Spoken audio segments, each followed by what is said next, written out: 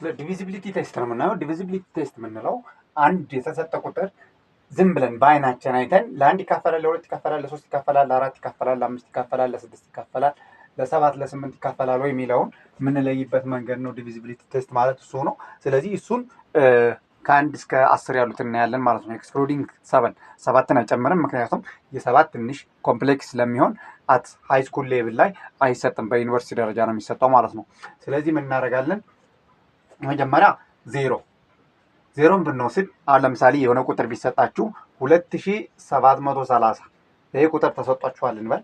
ይሄ ቁጥር ተሰጧችኋል።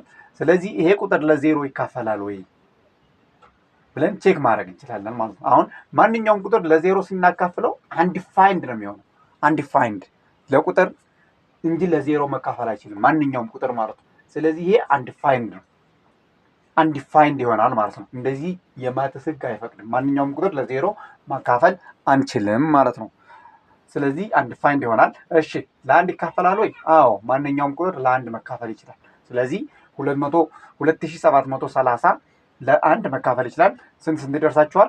2730 ራሱ ይደርሰዋል ማለት ነው፣ አንድ ሰው ስለሆነ።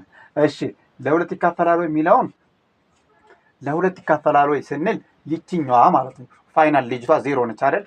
ዜሮ ይቺ ፋይናል ልጅቷ ኢቨን ነምበር ከሆነች ለሁለት ሁሌም ይካፈላል ማለት ነው።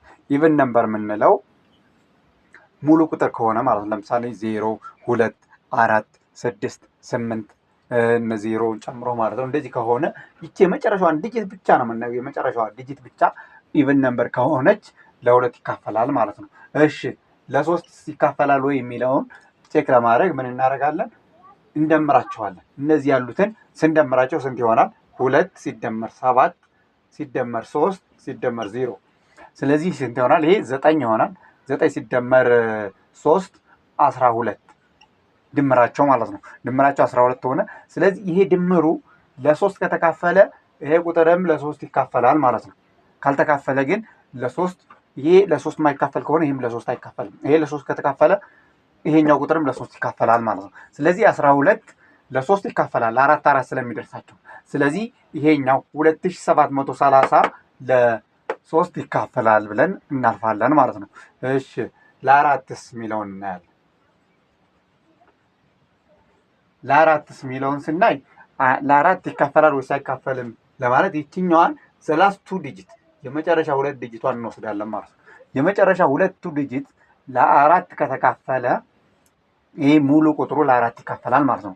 ለአራት ካልተካፈለ ግን አይሆንም ማለት ነው። ስለዚህ አሁን 30 ለአራት አይካፈልም ማለት 30 ለአራት ስለማይካፈል ፋይናል ቱ ዲጂት ለአራት ስለማይካፈል ይችኛዋ አራት ለዚህ ተካፋይ ልትሆን አትችልም ማለት ነው። 2730 ለአራት ሊካፈል አይችልም ማለት ነው። ምክንያቱም ይቺ ዘ ፋይናል ቱ ዲጂት 30 ማለት ናት። ይችኛዋ ለአራት መካፈል ስላልቻለ ማለት ነው። እሺ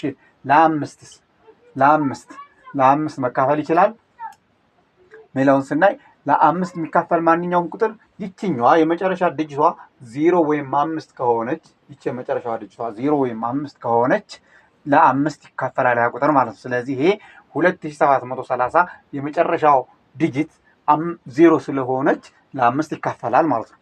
ሁለት ፕሮባቢሊቲ ነው ያለው። አንደኛው 0 ከሆነ ለአምስት ይካፈላል ነው። እሺ 5 ከሆነም ለአምስት ይካፈላል ነው።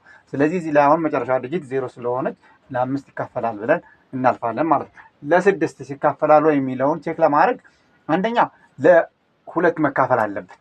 ይሄ ቁጥር ማለት ለሁለት መካፈል አለበት። ለሁለት ለመካፈል ይችኛዋ ኢቭን ነምበር መሆን መቻል አለባት ብለናል። እሺ ሌላኛው ክራይቴሪያ ደግሞ አሁንም ለሶስት መካፈል አለበት ይላል። ለሶስት ለመካፈል ድምራቸውን ነው የምንወስደው። ድምራቸው 2 ሲደመር 7 ሲደመር 3 ሲደመር 0 12 ሆነ። ለሶስት ተካፍለዋል አይደል? ስለዚህ ይችን የአንድ የሁለትንና የሶስትን ክራይቴሪያ ካሟላ ለስድስት ይካፈላል ብለን እናልፋለን ማለት ነው። ለሰባት በዚህ ደረጃ ማየት አንችልም፣ ትንሽ ኮምፕሌክስ ስለሆነ በሌላ ቪዲዮ ያሳያችኋለሁ ማለት ነው። ለስምንትስ የሚለውን ለስምንት ይችኛዋ ላስት 3 ዲጂት እንወስድና ላስት 3 ዲጂት ነው የምንወስደው ማለት ነው። 730 እንወስድና ይችን 730 ለስምንት የሚካፈል ከሆነ ይሄ 2730 ለስምንት ይካፈላል እንላለን። ይችኛዋ ግን ካልተካፈለች ይሄ 3 ዲጂት ካልተካፈለ ለስምንት ሙሉ ቁጥሩ 2730 ለስምንት አይካፈልም ብለን ኮንክሉድ እናደርጋለን ማለት ነው። እሺ ለዘጠኝስ ለ9 የሚለው ከ3 ጋር ተመሳሳይ ነው። ቀጥታ እነዚህን ነው የምንደምረው ልጅቶችን 2 ሲደመር 7 ሲደመር 3 ሲደመር 0 ስንደምረው ስንት ይመጣል? 12። 12 ደግሞ ለ9 አይካፈልም። ስለዚህ ይሄ ሙሉ ቁጥሩ ለ9 አይካፈልም ብለን ኮንክሉድ እናደርጋለን ማለት ነው። እሺ ለ10ስ የሚለውን ለ10 ደግሞ ይቺ መጨረሻዋ 0 ከሆነች ሁሌም ለ10 ይካፈላል።